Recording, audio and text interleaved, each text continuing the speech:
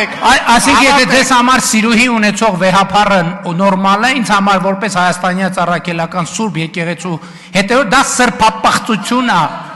Պիղծ է ձեր վեհապարը, պիղծ է։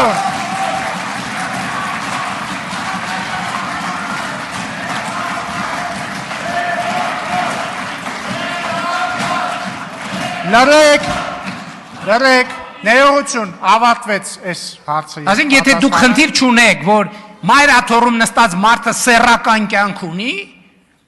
դմդմփացրեք ինչքան ուզում եք, դմդմփացրեք։ Պարոն Մանուկյան, ես ձեզ նախազգուշացնում եմ։ Ես ինչքան գիտեմ երեխա ունենալու ուրիշ մեթոդներ, նույնիսկ եկեղեցում չկան, երեխա ունենալու մի մեթոդ կա, այդ սեռական հարաբերություններն են։ Բան կուսակրոնություն եւ ընդ որում ես կարծում եմ որ բոլոր այդ գիծը հատած